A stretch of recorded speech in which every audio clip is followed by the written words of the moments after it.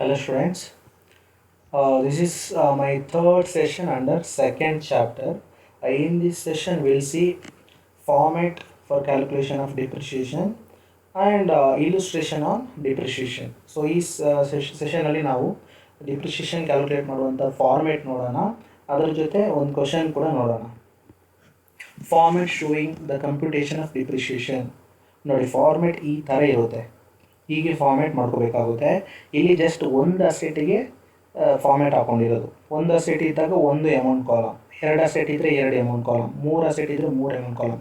So ಎಷ್ಟು block of asset ಇರುತ್ತೆ ಅಷ್ಟು ಕಾಲಮ್ ಹಾಕೊಳ್ಳೇಬೇಕಾಗುತ್ತೆ. So first we should take written down value. WDV means written down value. Return on value of the block of asset on 1st April of the previous year. So that means return on value as on 1st April we should take. ಇದು opening balance ಇದೆ. Actually ಯಾವತ್ತು opening ಬ್ಯಾಲೆನ್ಸನ್ನು ಫಸ್ಟಿಗೆ ತೊಗೋಬೇಕು. Written on value as on 1st April ತೊಗೋಬೇಕಾಗುತ್ತೆ ಪ್ರತಿ ಅಸೆಟ್ದು. For that we should add cost of asset purchased during the year falling within the same block. So ಈಗ ನೆಕ್ಸ್ಟ್ ಏನು ಓಪನಿಂಗ್ ಬ್ಲಾಕ್ ಆಫ್ ಅಸೆಟ್ ಇತ್ತಲ್ಲ, ಅದಕ್ಕೆ ಆ ಅಸೆಟ್ ಏನಾದರೂ ಆ ವರ್ಷದಲ್ಲಿ ಪ್ರೀವಿಯಸ್ ಇಯರಲ್ಲಿ ಎಕ್ಸ್ಟ್ರಾ ಪರ್ಚೇಸ್ ಏನಾದರೂ ಮಾಡಿದರೆ ಅದನ್ನು ಆ್ಯಡ್ ಮಾಡಬೇಕಾಗುತ್ತೆ. ಸೊ ಆ್ಯಡ್ ಮಾಡಿ ಟೋಟಲ್ ಮಾಡ್ಕೋಬೇಕು. Next from the total we should deduct sale proceeds of the asset of the same block. ಈಗ ಆ ಬ್ಲಾಕಿಗೆ ಸಂಬಂಧಪಟ್ಟಂತಹ ಯಾವುದಾದ್ರೂ ಅಸೆಟ್ ಸೇಲ್ ಆಗಿದ್ದರೆ ಆ ವರ್ಷದ ಪ್ರೀವಿಯಸ್ ಇಯರಲ್ಲಿ ಅದನ್ನು ಮೈನಸ್ ಮಾಡ್ಕೋಬೇಕಾಗುತ್ತೆ. ಮೈನಸ್ ಮಾಡಿ ಬ್ಯಾಲೆನ್ಸ್ ಬಂದ ಅಮೌಂಟನ್ನು ನಾವು return on value at the end of the previous year ಅಂತ ಕರಿತೀವಿ. Return on value at the end of the previous year. So ಈ ವ್ಯಾಲ್ಯೂ ಮೇಲೆ ನಾವು ಡಿಪ್ರಿಷಿಯೇಷನನ್ನು ಕ್ಯಾಲ್ಕುಲೇಟ್ ಮಾಡಬೇಕಾಗುತ್ತೆ. So from that value V should deduct less depreciation on the above return on value. ಆಮೇಲೆ ಈಗ calculate total ಮಾಡಿರ್ತೀವಲ್ಲ ಅದರ ಮೇಲೆ ಡಿಪ್ರಿಷಿಯೇಷನ್ನ ಕ್ಯಾಲ್ಕುಲೇಟ್ ಮಾಡಬೇಕು. ಆನಂತರ ಡಿಪ್ರಿಷಿಯೇಷನ್ನ ಮೈನಸ್ ಮಾಡಿದ ನಂತರ ಬ್ಯಾಲೆನ್ಸ್ ಅಮೌಂಟನ್ನು ನಾವು return on value after depreciation ಅಂತ ಕರಿತೇವೆ. So see, this is the format. So next, computation of short-term capital gain. Sometimes we have to calculate short-term capital gain. So ಇದು ಎಲ್ಲ ಸಮ್ಮಲ್ಲಿ ಬರಲ್ಲ, ಕೆಲವು ಸಮ್ಮಲ್ಲಿ ಬರುತ್ತೆ ಅಷ್ಟೇ. ಎಲ್ಲೋ ರೇರ್ ಆಗಿ ಒಂದು ಅಥವಾ ಎರಡು ಸಮ್ಮಲ್ಲಿ ಬರುತ್ತೆ. ಶಾರ್ಟ್ ಟರ್ಮ್ ಕ್ಯಾಪಿಟಲ್ ಗೇನನ್ನು ಈಗ ಕ್ಯಾಲ್ಕುಲೇಟ್ ಮಾಡಬೇಕಾಗುತ್ತೆ. ಫಾರ್ ಎಕ್ಸಾಂಪಲ್, ಈಗ ಕಂಪನಿಯಲ್ಲಿ ಒಂದೇ ಒಂದು ಟ್ರಕ್ ಇರುತ್ತೆ. ಫಾರ್ ಎಕ್ಸಾಂಪಲ್, ಈಗ ಆ ಟ್ರಕ್ಕನ್ನು 1 ಲಕ್ಷ ಕೊಟ್ಟು ನಾವು ಪರ್ಚೇಸ್ ಮಾಡಿರ್ತೀವಿ, 1 ಲಕ್ಷ ಕೊಟ್ಟು. ಆಮೇಲೆ ಆ ಅಸೆಟನ್ನು ಇಮಿಡಿಯೇಟಾಗಿ 1 ವರ್ಷದೊಳಗಡೆ 1,20,000 ಸೇಲ್ ಮಾಡೋದು ಅಂತ ಇರಲಿ. ತೊಗೊಂಡಿದ್ದು 1 ಲಕ್ಷಕ್ಕೆ, ಸೇಲ್ ಮಾಡಿದ್ದು 1,20,000 ಅಂತ ಇರಲಿ. ಆಗ 20,000 ಏನಾಯಿತು, ಪ್ರಾಫಿಟ್ ಬಂತಲ್ಲ. ಸೊ ಅದನ್ನು ನಾವು ಯಾವುದು ಶಾರ್ಟ್ ಟರ್ಮ್ ಕ್ಯಾಪಿಟಲ್ ಗೇನ್ ಅಂತ ಕರೆಯುವಂಥದ್ದು ಹಾಗೆ. So from the full value of the sales consideration of the capital asset of a particular block of asset the following are deducted. So ಏನು ಫುಲ್ ವ್ಯಾಲ್ಯೂ ಇರುತ್ತಲ್ಲ asset purchase ಮಾಡಿರ್ತೀವಲ್ಲ, ಅಲ್ಲಿಂದ ಯಾವುದೆಲ್ಲ minus ಮಾಡಬೇಕು ಅಂದರೆ expenditure incurred for effecting the transfer. ಇಲ್ಲಿ transfer ಅಂದರೆ sale. So remember, transfer means sale proceeds. So ಈ ಸೇಲ್ ಮಾಡೋದಕ್ಕೆ ಏನಾದರೂ ಎಕ್ಸ್ಪೆಂಡಿಚರ್ ಇದ್ದರೆ ಅದನ್ನು ತೊಗೋಬೇಕು. Then the written on value of the block of asset at the beginning of the previous year. So ಆ ಅಸೆಟ್ನ ಓಪನಿಂಗ್ ವ್ಯಾಲ್ಯೂ ಎಷ್ಟಿತ್ತು ಅದನ್ನು ತೊಗೋಬೇಕು. Then the actual cost any asset acquired during the previous year falling within the same block of asset. ಆ ಬ್ಲಾಕಲ್ಲಿ ಆ ಬ್ಲಾಕಿಗೆ ಸಂಬಂಧಪಟ್ಟಂತೆ ಯಾವುದಾದ್ರೂ ಅಸೆಟನ್ನು ಪರ್ಚೇಸ್ ಮಾಡಿದರೆ ಅದನ್ನು ಕನ್ಸಿಡರ್ ಮಾಡ್ಕೋಬೇಕು. The excess so arrived at shall be deemed to be the capital gain arising from the transfer of short term capital gain. So ಅಂದರೆ ಈಗ ಏನು ಮೊದಲು ಸೇಲ್ ಮಾಡಿರ್ತೀವಲ್ಲ, ಆ ಸೇಲಿಂದ ಇದು ಇಷ್ಟು ಮೈನಸ್ ಮಾಡಿ ಮತ್ತೆ ಸಹ ನಮಗೆ ಏನು ಎಕ್ಸೆಸ್ ಪ್ಲಸ್ ಅಮೌಂಟ್ ಬಂದಾಗ ಅದನ್ನು ಶಾರ್ಟ್ ಟರ್ಮ್ ಕ್ಯಾಪಿಟಲ್ ಗೇನ್ ಅಂತ ಕರಿತೇವೆ. ಈಗ ಫಾರ್ ಎಕ್ಸಾಂಪಲ್ ಇಲ್ಲೇ ಎಕ್ಸಾಂಪಲ್ ಕೊಡ್ತೇವೆ ನೋಡಿ. ಈಗ ಟ್ರಕ್ ವ್ಯಾಲ್ಯೂ, ಟ್ರಕ್ ಸೇಲ್ ಆಗಿದ್ದು ನಾವು 1,20,000 ಅಂತ ಇರಲಿ, ಟ್ರಕ್ ಸೇಲ್ ಆಗಿದ್ದು. ಈ ಎಕ್ಸ್ಪೆಂಡಿಚರ್ ಅದಕ್ಕೆ ಒಂದು 10,000 ಆಗಿತ್ತು. ಆಮೇಲೆ ರಿಟರ್ನ್ ಆನ್ ವ್ಯಾಲ್ಯೂ, ಅದು ಬಿಗಿನಿಂಗಲ್ಲಿ ರಿಟರ್ನ್ ಆನ್ ವ್ಯಾಲ್ಯೂ ಒಂದು 60,000 ಅಂತ ಇರಲಿ, 60,000. ಆಮೇಲೆ ಅದು actual cost of any asset acquired, ಮತ್ತೆ ಆ ವರ್ಷ ಒಂದು 30,000 ಪರ್ಚೇಸ್ ಮಾಡಿದ್ದಾರೆ ಅಂತ ಇರಲಿ. ಅಲ್ಲಿ ಎಕ್ಸ್ಪೆಂಡಿಚರ್ 10,000, ಓಪನಿಂಗ್ 60,000, 30,000 ಪರ್ಚೇಸ್ ಮಾಡಿದ್ದು. ಇದು ಮೂರು ಆ್ಯಡ್ ಮಾಡಿದ್ರು ಕೂಡ 10 + 60 + 30 1 ಲಕ್ಷ ಬರುತ್ತೆ. ಬಟ್ ಸೇಲ್ ಆಗಿದೆ ಎಷ್ಟು, 1,20,000. ಸೊ 1,20,000ಇಂದ ಟೋಟಲಿ 1,00,000 ಮೈನಸ್ ಮಾಡಿದ್ರೆ ನಮಗೆ 20,000 ಎಕ್ಸೆಸ್ ಬ್ಯಾಲೆನ್ಸ್ ಉಳಿತಾ ಇದೆಯಲ್ಲ, ಅದುವೇ short term capital gain. Next, unabsorbed depreciation. So what do you mean by unabsorbed depreciation? Depreciation which could not be fully deducted from current year's profit due to insufficient profit is termed as unabsorbed depreciation. The unabsorbed depreciation can be deducted from income under any other head except with casual income and salaries of the same assessment year. If depreciation still remains unabsorbed, it can be carried forward for indefinite period and can be set off against any income except with casual income and salaries of the assessee. So ಇಲ್ಲಿ unabsorbed depreciation ಅಂತ ಅಂದರೆ ನಾವು ಪ್ರತಿ ವರ್ಷ ಡಿಪ್ರಿಷಿಯೇಷನ್ನ calculate ಮಾಡ್ತೀವಲ್ಲ ಅದನ್ನು ಅದೇ ವರ್ಷದ ಪ್ರಾಫಿಟ್ ಆ್ಯಂಡ್ ಲಾಸ್ ಅಕೌಂಟಲ್ಲಿ ತೋರಿಸಿ ಆ ವರ್ಷದ ಪ್ರಾಫಿಟಿಂದ ಮೈನಸ್ ಮಾಡಿಬಿಡ್ತೇವೆ. ಈಗ ಫಾರ್ ಎಕ್ಸಾಂಪಲ್ ನೋಡಿ, ಈಗ ನಮಗೆ 2019-20ಯಲ್ಲಿ ಟೋಟಲಾಗಿ 1,00,000 ಡಿಪ್ರಿಷಿಯೇಷನ್ ಬಂದಿದೆ. ಟೋಟಲಾಗಿ ಎಷ್ಟು ಡಿಪ್ರಿಷಿಯೇಷನ್ ಬಂದಿದೆ? 1,00,000 ಬಂದಿದೆ.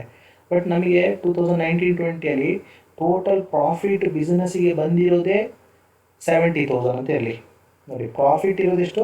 70,000. ಅಂದರೆ ಎಲ್ಲ ಎಕ್ಸ್ಪೆಂಡಿಚರ್ ಮೈನಸ್ ಮಾಡಿ 70,000 ಇದೆ. ಇದೊಂದು ಬಾಕಿ ಇದೆ ಎಕ್ಸ್ಪೆಂಡಿಚರ್ ಡಿಪ್ರಿಷಿಯೇಷನ್. ಬಟ್ ಇಲ್ಲಿ ನಮ್ಮಲ್ಲಿ ಡಿಪ್ರಿಷಿಯೇಷನ್ ಎಷ್ಟಿದೆ? ಟೋಟಲ್ 1,00,000 ಇದೆ. ಪ್ರಾಫಿಟ್ ನೋಡಿ, 70,000 ಪ್ರಾಫಿಟ್ ಇದೆ. ಈ 70,000ದಿಂದ ಪೂರ್ತಿ 1,00,000 ಮೈನಸ್ ಮಾಡಲಿಕ್ಕಾಗುತ್ತಾ? ಆಗಲ್ಲ. ಸೊ ಹಾಗಾಗಿ 70,000 ಹೋಗುತ್ತೆ. ಇನ್ನು ಬ್ಯಾಲೆನ್ಸ್ ಎಷ್ಟಿದೆ? 30,000 ಇದರ 30,000. ಅದುವೇ ಅನ್ಅಬ್ಸಾರ್ಬ್ಡ್ ಡಿಪ್ರಿಷಿಯೇಷನ್. ಸೊ ಇದನ್ನು ನಾವು ಏನು ಮಾಡ್ತೇವೆ ಅಂದರೆ ನೆಕ್ಸ್ಟ್ ಇಯರ್ಗೆ ಕ್ಯಾರಿ ಫಾರ್ವರ್ಡ್ ಮಾಡ್ತೇವೆ. ಮತ್ತು ಅನ್ಅಬ್ಸಾರ್ಬ್ ಡಿಪ್ರಿಷಿಯೇಷನ್ನ ಬರೀ ಬಿಸ್ನೆಸ್ ಅಂತಲ್ಲ, ಬೇರೆ ಯಾವುದೇ ಹೆಡ್ಡಲ್ಲಿ ಬ್ಯಾಲೆನ್ಸ್ ಇದ್ದರೂ ಅಲ್ಲಿಂದ ಮೈನಸ್ ಮಾಡ್ಕೋಬೋದು. ಇದು ಎಕ್ಸೆಪ್ಟ್ ಕ್ಯಾಶುವಲ್ ಇನ್ಕಮ್. ಏನು ಕ್ಯಾಶುವಲ್ ಇನ್ಕಮ್ ಅಂತ ಇರುತ್ತಲ್ಲ, ಲಾಟ್ರಿ ಮತ್ತು ಸ್ಯಾಲರಿ ಅಂತಲ್ಲ, ಇದೆಲ್ಲ ಇದರಿಂದ ಡಿಡಕ್ಟ್ ಮಾಡಲಿಕ್ಕೆ ಇಲ್ಲ. ಅದು ಬಿಟ್ಟು ಬಾಕಿ ಬೇರೆ ಯಾವುದೇ ಇನ್ಕಮ್ ಇದ್ದರೆ ಅಲ್ಲಿಂದ ಮೈನಸ್ ಮಾಡ್ಕೋಬೋದು. ಮತ್ತು ಇದನ್ನು ನಮಗೆ ಟೆನ್ಷನ್ ಇಲ್ಲ, ಇದಕ್ಕೆ ಇಷ್ಟೇ ವರ್ಷ ಕ್ಯಾರಿ ಫಾರ್ವರ್ಡ್ ಮಾಡಬೇಕು ಅಂತ ಎಲ್ಲೂ ಲಿಮಿಟ್ ಇಲ್ಲ. 4 ಇಯರ್ 8 ಇಯರ್ ಅಂತ ಏನೂ ಲಿಮಿಟ್ ಇಲ್ಲ. ಇನ್ಡೆಫಿನಿಟ್ ಪೀರಿಯಡ್ ಅಂತಂದರೆ ಮುಂದಿನ ಎಷ್ಟು ವರ್ಷಕ್ಕೆ ಬೇಕಾದರೆ ಈ ಅನ್ಅಬ್ಸಾರ್ಬ್ ಡಿಪ್ರಿಷಿಯೇಷನ್ನ ನಾವು ಕ್ಯಾರಿ ಫಾರ್ವರ್ಡ್ ಮಾಡ್ತಾನೆ ಇರ್ಬೋದು. ಮುಂದೆ ಯಾವ ವರ್ಷ ಪ್ರಾಫಿಟ್ ಬರುತ್ತೆ ಆ ವರ್ಷ ಮೈನಸ್ ಮಾಡಿಕೊಂಡ್ರೆ ಆಯಿತು ಅಷ್ಟೇ. Next, for set off purpose following order is to be followed. ಈಗ ನಾವು ಸೆಟ್ ಆಫ್ ಮಾಡೋತ್ತಿಗೆ ಈ ಆರ್ಡರನ್ನು ಫಾಲೋ ಮಾಡಬೇಕಾಗುತ್ತೆ. ಮೊದಲಿಗೆ first of all we should deduct current year depreciation. ಮೊದಲಿಗೆ ಕರೆಂಟ್ ಇಯರ್ ಡಿಪ್ರಿಷಿಯೇಷನ್ ಮೈನಸ್ ಮಾಡಬೇಕು. Next, broad forward business loss. ಆನಂತರ business loss ಏನಕ್ಕೆ ನಮ್ಮಲ್ಲಿ ಬ್ರಾಡ್ ಫಾರ್ವರ್ಡ್ ಮಾಡಿರ್ತಾರೆ ಅದನ್ನು ಸೆಟ್ ಆಫ್ ಮಾಡಬೇಕು. ಯಾಕೆಂತ ಹೇಳಿದರೆ ಬಿಸ್ನೆಸ್ ಲಾಸಿಗೆ ನಿಮಗೆ ಕ್ಯಾರಿ ಫಾರ್ವರ್ಡ್ ಮಾಡಲಿಕ್ಕೆ 8 ಇಯರ್ ಟೈಮ್ ಮಾತ್ರ ಇರುತ್ತೆ. ಟೈಮ್ ನಾರ್ಮಲ್ ಬಿಸ್ನೆಸ್ಗೆ 8 ವರ್ಷ ಕ್ಯಾರಿ ಫಾರ್ವರ್ಡ್ ಮಾಡ್ಬೋದು. ಸ್ಪೆಕ್ಯುಲೇಷನ್ ಬಿಸ್ನೆಸ್ ಇದ್ದರೆ 4 ವರ್ಷ ಕ್ಯಾರಿ ಫಾರ್ವರ್ಡ್ ಮಾಡ್ಬೋದು. ನೆಕ್ಸ್ಟ್, ಲಾಸ್ಟಿಗೆ ಏನಾದರೂ ಬ್ಯಾಲೆನ್ಸ್ ಇದ್ದರೆ ಮಾತ್ರ ಅನ್ಅಬ್ಸಾರ್ಬ್ಡ್ ಡಿಪ್ರಿಷಿಯೇಷನನ್ನು ಸೆಟ್ ಆಫ್ ಮಾಡ್ಕೋಬೇಕು. ಸೊ ನೆನಪಿರಲಿ, ಫಸ್ಟಿಗೆ current year depreciation, then brought forward business loss, then third one unabsorbed depreciation. So next will see ಒಂದು ಪ್ರಾಬ್ಲಮನ್ನು ನೋಡೋಣ. The written down value of the machinery owned by X as on 1st April was ₹4 lakh. ನೋಡಿ, as on 1st April ಅಂದರೆ opening ಇದು ಯಾವುದು? Missionary ಅಂತ ಕೊಟ್ಟಿದ್ದಾರೆ. Missionary rate of depreciation ಎಷ್ಟು? 15%. ಓಪನಿಂಗ್ 4 lakh ಇತ್ತು. ಡ್ಯೂರಿಂಗ್ ದ ಇಯರ್ ಈ purchased A truck on 1st September. ಈ ವರ್ಷ ಅವನು ಏನು ಪರ್ಚೇಸ್ ಮಾಡಿದ್ದಾನೆ? ಟ್ರಕ್ ಪರ್ಚೇಸ್ ಮಾಡಿದ್ದಾನೆ. ಎಷ್ಟಕ್ಕೆ? 10 lakh. ಎಷ್ಟು ರೇಟ್ ಆಫ್ ಡಿಪ್ರಿಷಿಯೇಷನ್ ಟ್ರಕ್ಕಿಗೆ? 30%. Find out the depreciation. So next format ಹಾಕಬೇಕು. Computation of depreciation. ಇಲ್ಲಿ ಆ್ಯಕ್ಚುಲಿ ನೀವು ಎಷ್ಟು ಬ್ಲಾಕ್ ಇದೆ? 2 ಬ್ಲಾಕ್ ಇದೆ. ಒಂದು 15% ಮತ್ತೊಂದು 30%. ಇಲ್ಲಿ ರೈಟ್ ಸೈಡಲ್ಲಿ ನೀವು 15%ಗೆ ಒಂದು 30%ಗೆ ಒಂದು ಬ್ಲಾಕನ್ನು ಮಾಡ್ಕೋಬೋದು. ಬಟ್ ಇಲ್ಲಿ ಹಾರಿಜಾಂಟಲಲ್ಲಿ ಕ್ಯಾಲ್ಕುಲೇಟ್ ಮಾಡಿದ್ದೀವಿ ಅಷ್ಟೇ. ಈಗ ಫಸ್ಟ್ ಬ್ಲಾಕ್ ಯಾವುದು? ಮಿಷನರಿ 15%. ಫಸ್ಟಿಗೆ return down value on 1st April ತೊಗೋಬೇಕು 4 lakh. 4 lakhಯಿಂದ ಇಲ್ಲಿ ಯಾವುದು ಪರ್ಚೇಸು ಇಲ್ಲ, ಸೇಲ್ಸು ಇಲ್ಲ. ಡೈರೆಕ್ಟಾಗಿ 4 lakhಗೆ ಡಿಪ್ರಿಷಿಯೇಷನ್ ಮೈನಸ್ ಮಾಡಿ. ಲೆಸ್ ಡಿಪ್ರಿಷಿಯೇಷನ್ ಎಟ್ 15%. 4 lakh ಮೇಲೆ 15% ಅಂದರೆ 60,000. ಅದನ್ನ ಔಟ್ರ್ ಕಾಲಮ್ ಬರೆದ್ಬಿಟ್ಟು ಬ್ಯಾಲೆನ್ಸ್ ಅಮೌಂಟನ್ನು ಬರೀರಿ 3,40,000. That is return down value after depreciation. ಅಲ್ಲಿ ಒಂದು ಅಸೆಟ್ ಮುಗೀತು. ನೆಕ್ಸ್ಟ್ ಸೆಕೆಂಡ್ ಅಸೆಟ್ ನೋಡಿ, ಇಲ್ಲಿ truck 30%. Return down value on 1st April ನಿಲ್. ಯಾಕೆ ನಿಲ್? ಯಾಕೆಂದರೆ ಬಿಗಿನಿಂಗಲ್ಲಿ ಟ್ರಕ್ ಇರಲಿಲ್ಲ, ಓಪನಿಂಗಲ್ಲಿ ಟ್ರಕ್ ಇರಲಿಲ್ಲ, ಅದನ್ನು ಮತ್ತೆ ಪರ್ಚೇಸ್ ಮಾಡಿರೋದು. ಹಾಗಾಗಿ ಅದನ್ನ ಸಪ್ರೇಟಾಗಿ ಪರ್ಚೇಸ್ ಇದ್ದರೆ ಪರ್ಚೇಸಲ್ಲೇ ತೋರಿಸ್ಬೇಕು. Add addition. Year addition means purchased. So truck was purchased when on 1st September. ನೆನಪಿರಲಿ, ಈ ಡೇಟ್ ತುಂಬ ಇಂಪಾರ್ಟೆಂಟ್. ಇಲ್ಲಿ ನಿಮಗೆ ಯಾವುದೇ ಅಸೆಟನ್ನು ಈಗ ಇಯರ್ ಬಿಗಿನಿಂಗ್ ಆಗೋದು ನಿಮಗೆ ಗೊತ್ತುಂಟು ಫಸ್ಟ್ ಏಪ್ರಿಲಿಗೆ, ಇಯರ್ ಎಂಡ್ ಆಗೋದು ಯಾವಾಗ 31st ಮಾರ್ಚಿಗೆ. ಇಯರ್ ಸ್ಟಾರ್ಟ್ ಆಗೋದು ಫಸ್ಟ್ ಏಪ್ರಿಲ್ 2019ಗೆ, ಇಯರ್ ಎಂಡ್ ಆಗೋದು 31st ಮಾರ್ಚ್ 2020ಗೆ. ಇವಾಗ ಯಾವುದೇ ಅಸೆಟ್ ಪರ್ಚೇಸ್ ಮಾಡಿದ ಡೇಟ್ ಕೊಟ್ಟರೆ ಅವರು, ನೀವು ಅಲ್ಲಿಂದ ಇಯರ್ ಎಂಡ್ ತನಕ ಕೌಂಟ್ ಮಾಡಿ ನೋಡಬೇಕು ಎಷ್ಟು ದಿನ ಅಸೆಟ್ ಯೂಸ್ ಮಾಡಿದ್ದಾರೆ ಅಂತ. ಇದು ಪರ್ಚೇಸ್ ಮಾಡಿರೋದು ಯಾವಾಗ, 1st ಸೆಪ್ಟೆಂಬರ್. ಸೊ 1st ಸೆಪ್ಟೆಂಬರಿಂದ ಹಿಡಿದು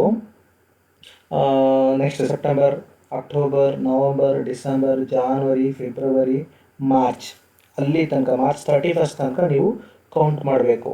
ಸೊ ಇಲ್ಲಿ ಈಗ ನೀವು ಒಂದು ಡೇಟನ್ನು ನೆನ್ಪಿಟ್ಕೊಬಿಡಿ ಸಾಕು. ಅಕ್ಟೋಬರ್ 2 ಗಾಂಧಿ ಜಯಂತಿ ಇದೆಯಲ್ಲ, ಅಕ್ಟೋಬರ್ 2 ಡೇಟ್ ಒಂದು ನೆನ್ಪಿಟ್ಕೊಬಿಡಿ. ಅಕ್ಟೋಬರ್ 1 ಅಥವಾ ಅದಕ್ಕಿಂತ ಮುಂಚೆ ಪರ್ಚೇಸ್ ಮಾಡಿದರೆ, ಈಗ April, May, June, July, August, September, October 1 ತನಕ ಈ ಡೇಟ್ ಒಳಗಡೆ ಪರ್ಚೇಸ್ ಮಾಡಿದ್ರೆ ಅದಕ್ಕೆ ಫುಲ್ ರೇಟ್ ಡಿಪ್ರಿಷಿಯೇಷನ್ ಚಾರ್ಜ್ ಮಾಡಿ. ಯಾಕೆಂದರೆ ಅದು 180ಕ್ಕಿಂತ ಜಾಸ್ತಿ ದಿನ ಬರುತ್ತೆ. ಅಕ್ಟೋಬರ್ 2 ಅಥವಾ ಅದರ ನಂತರ ಪರ್ಚೇಸ್ ಮಾಡಿದ್ರೆ 180 ದಿನ ಆಗೋದಿಲ್ಲ. ಹಾಗಾಗಿ ಅದಕ್ಕೆ ಬರೀ ಹಾಫ್ ರೇಟ್. ಇಲ್ಲಿ ಪರ್ಚೇಸ್ ಮಾಡಿರೋದು 1st ಸೆಪ್ಟೆಂಬರ್, ಅಂದರೆ ಅಕ್ಟೋಬರ್ 2ಗಿಂತ ಮುಂಚೆನೇ ಪರ್ಚೇಸ್ ಮಾಡಿದರೆ ಸೊ ಫುಲ್ ರೇಟ್ ಚಾರ್ಜ್ ಮಾಡಿದ್ರೆ ಆಯಿತು full. So depreciation rate 30%. So 10 lakh ಮೇಲೆ 30% ಅಂದರೆ 3 lakh. ಔಟ್ರ್ ಕಾಲಮ್ 3 lakh ಬರ್ಕೊಂಡು ಮೈನಸ್ ಮಾಡಿದ್ರೆ ರಿಟರ್ನ್ ವ್ಯಾಲ್ಯೂ ಆಫ್ ಡಿಪ್ರಿಷಿಯೇಷನ್.